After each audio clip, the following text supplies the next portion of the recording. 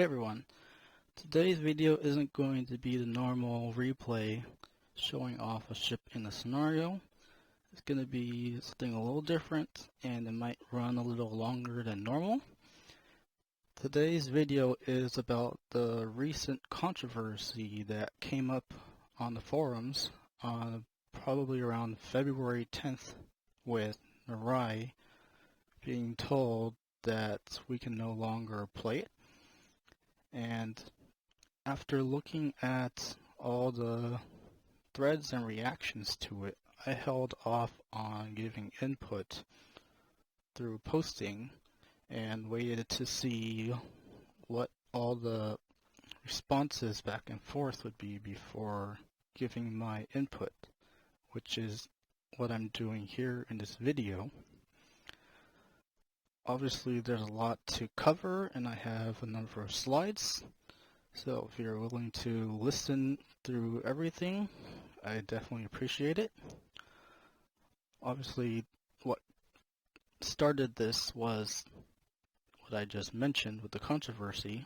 I'm going to go over a number of things before finally getting around to it. First is just the brief history of the scenarios. The first scenario that came out was during Halloween with Saving Transylvania, which was obviously the test scenario to see how viable this new game mode would be, and it spawned into a large number of scenarios, including 2 more Halloween ones, the next year in Sun Rain the Darkness, and then the year after, the submarine one, Terror of the Deep. And then after Saving Transylvania, they came out with 4 scenarios: Aegis, Killer Whale, Defensive Newport Station, Raptor Rescue, which you could play Tier 6 and Tier 5 ships in. And after that, they came out with Dynamo, which came out concurrently with the movie Dunkirk. The original was using 2 temporary Tier 5 destroyers with Tier 1 planes, and obviously the second version, a lot more people remember, where you can play Tier 6 and Tier 7 destroyers and Cossack with Tier 5 planes. Along with that, you have Hermes, where you play Tier 7 Allied cruisers and French battleships Tier 7 and 8.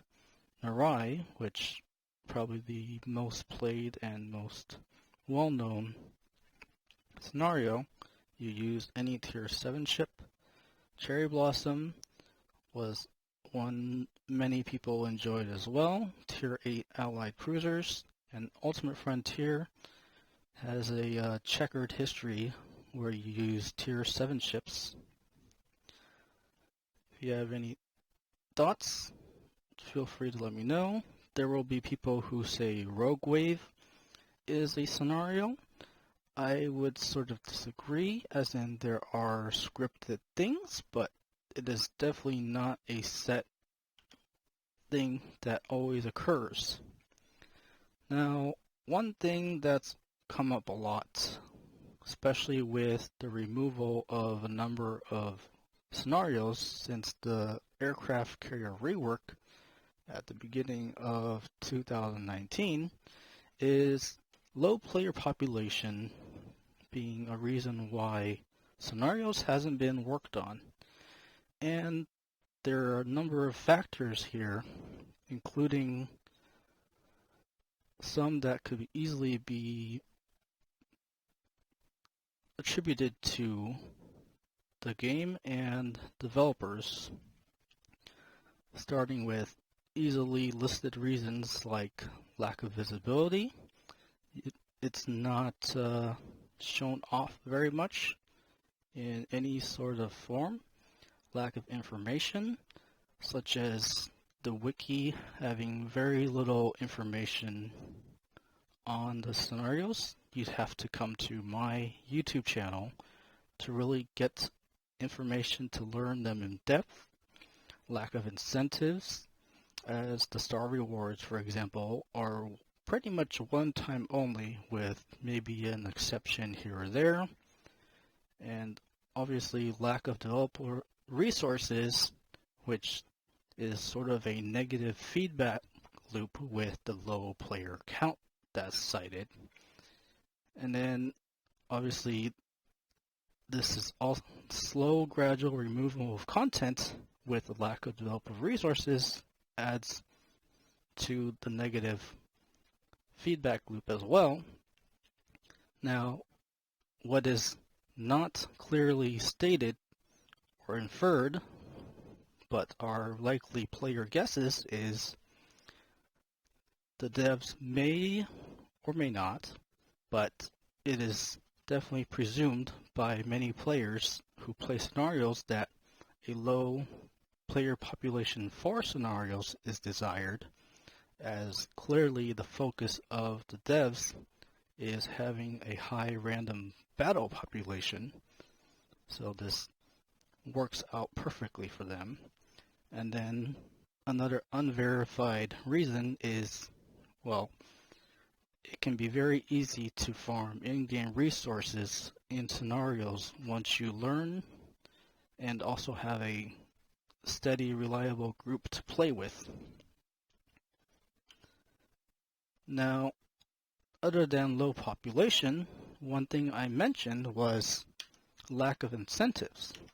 So currently the incentives to play are star rewards, and the typical star rewards go first and second star are flags and consumables depending on the operation you're playing. Third star is pretty much always camouflage. Fourth star is a commander for the original 4 operations, and Captain XP and Free XP for many of the higher tier operations, with a couple exceptions like Hermes was doubloons.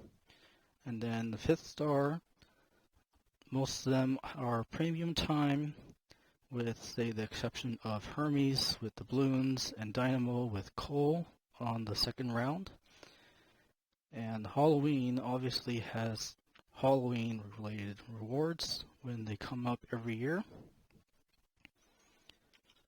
Now, what can be done if the goal is to increase population of scenarios and make it more viable, as you might say, is you can make the star rewards a periodic reward rather than a one-time, such as a weekly. It should be very easy to put in, I would think.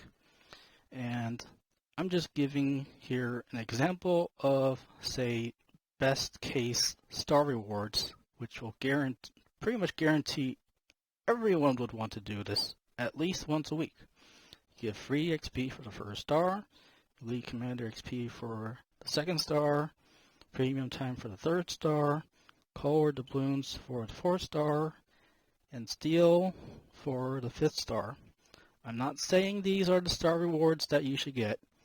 And before everyone who plays PvP and competitive game modes, I play ranked and clan battles as well. And ranked is not competitive. It's a smaller version of random. Yes, I said that, and it is true. And before you start complaining about steel, 25 steel for 48 weeks, as one patch 4 weeks out of 52 will be devoted to Halloween, is only 1,200 steel plus whatever clan bonus you get, and 50 times 48 weeks is 2,400 plus whatever clan bonus you may have.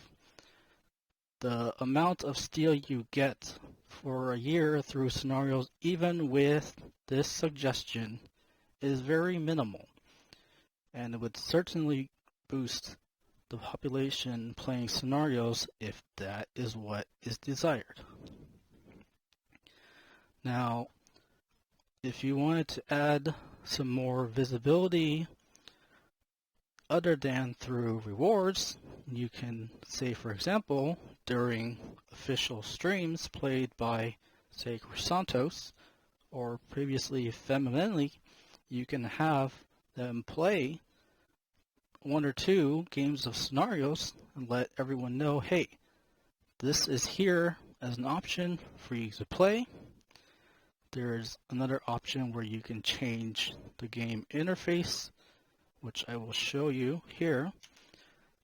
Instead of just showing one game mode where you have to click and then bring up all the other game modes available to play, what you can do is display all active game modes in the interface for you to simply choose from, and that creates very easy visibility to pick whatever game mode you want to play instead of having to go find it with a click through the spot where it displays the game mode. And this certainly would give more visibility to not just scenarios, but also other game modes for everyone to look at. And then here, there are a number of reasons that scenarios came up. On the developer side, it's been mainly used to develop and test new features. There are some very easy examples that I've listed here. The main battery reload booster used in the French destroyers were first tested in Sunray in the Darkness. The Cyclone, which was basically tested through the Filth in Sunray in the Darkness. There's the Ice Storm on Islands of Ice, which was tested through the Thunderstorm in Hermes and various storm modes in space battles, but Hermes was the beginning of that. Submarines were obviously tested first as a viable ship class in Terror of the Deep. Night Battle was used to test as something to include in Cherry Blossom. Obviously, Centivine Transylvania, the first Halloween operation, was used to test the scenario mode. And one that I didn't list here is Torpedo Reload Booster, which was probably first tested along with Main Battery Reload Booster in Sunray in the Darkness, which is now on Japanese destroyers. So a lot of game development has benefited through scenarios, and it should deserve its place, whether everyone thinks so or not. Now, there are a lot of player reasons to play as well. Obviously, you have the star rewards, but those are only one time. But there are many other reasons, such as speed grinding through ships. For example, after the early access French destroyer patch, the missions for getting tokens still existed the weekend after. So I speed grinded through the Guepard and the Vok to get those tokens for more rewards. Other than that, there's obviously Captain EXP and free XP farming to get 19-point captains and boost your progress in tech trees or get free XP ships. When it's available, you can use scenarios to easily finish directive tasks. Like recently there was a task to do 25 citadels in one game, or not necessarily one game, but do 25 citadels, and I easily did that in one Aegis game. Now, not necessarily big clans, but smaller clans don't always have enough people to run actual clan battles, and I've seen at least 2 instances where a clan was practicing coordination and just general clan battle practice in game, or it was mentioned, say, somewhere on the forums, and obviously I mistyped here. The last thing that people do for scenarios is take a break from player versus player modes when things just aren't going well. So scenarios do a lot for the game, despite what some may say. Now to get to what created this video, the recent controversy of Narai being taken away in patch 0.9.1, the good summary of this controversy, which really isn't just about Narai, despite what some may guess. This controversy is actually about the scenario mode in general, and Narai is a symbol of that. And to understand what this means, since the aircraft carrier rework in 2019, there has been a slow, gradual degradation of the scenario mode, such as Cherry Blossom, Dynamo, Hermes, and for a time Raptor Rescue was disabled, and only Raptor Rescue has come back for a period before being disabled again with patch 0.9.1. There's a lot of other things like repeated messaging from devs that low player count and very low priority for scenarios, and it's not worth their time to do so, and to expect no return of scenarios that have been removed and no new scenarios to come in the near future. The one clear scenario development time is during Halloween, as last year in 2019, Sub Octavian clearly stated that even though there's no normal scenario development, there will be Halloween scenario development. Whether that's a good thing is up to you to decide. So with all this negative news about scenarios, it's clear that there's very little player trust in the devs about getting something done for this mode, and the constant changes in Narai, from changing from version to version, and then having the transports going whacked with their pathfinding, is sort of a correlation or a symbol of what's been happening with the scenario game mode in general. And just an illustration, recently in patch 0.9.1, Raptor Rescue and Narai have been disabled. But one thing that may be inferred from this select operation screen is there is probably an intent to return them, as they are currently still listed in the rotation of operations, which is unlike the actual missing scenarios, Dynamo, Cherry Blossom, Hermes, and Ultimate Frontier, which are not listed at all and have been clearly stated that there is to be no expectation of them returning in the foreseeable future, and that getting them fixed is a very low priority.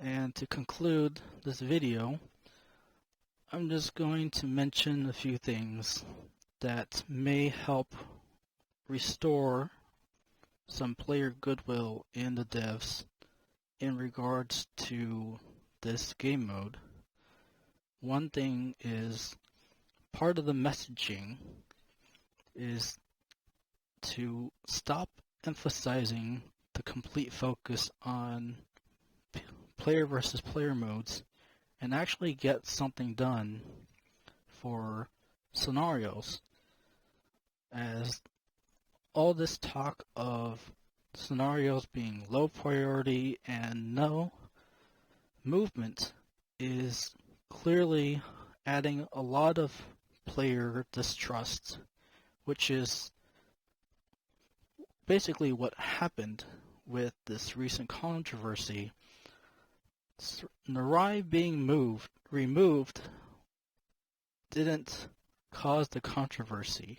It's just a culmination of player frustration over the degradation of the scenario game mode. And Narai being removed was the boiling point, you can say. Now, if the complaint and what is said by developers is low player population, there are some very easy things I mentioned already to change this, such as what I mentioned, showing it on official streams, adding game options to the interface, or stuff like adding more information to the wiki. And I'm not going to say that I should be featured in any way, but if you want to use my channel to get some information out, that's fine as well. And on top of that, as I mentioned, you can change incentives to be weekly or some sort of periodic reward system rather than one-time reward, which will give players who don't necessarily play scenarios reasons to come back and play every now and then. That will easily increase your player engagement and population in this mode. And for those who actually play scenarios for most of their gameplay, you could really get their goodwill from restoring previously made scenarios like Dynamo, Cherry Blossom, Hermes, Ultimate Frontier. And another thing that's been mentioned very little is adding in the hard and very hard difficulties that were previously mentioned, which were tested as well in the last two Halloween years with Sunray in the Darkness and Saving Transylvania. And then the last thing, which could really give some player goodwill, is enabling more tiers of ships being played.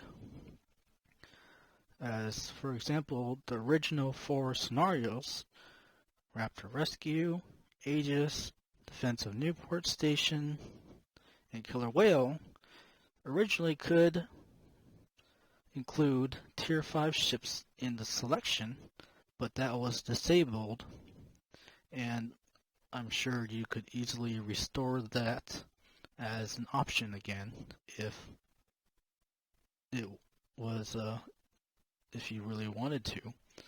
And then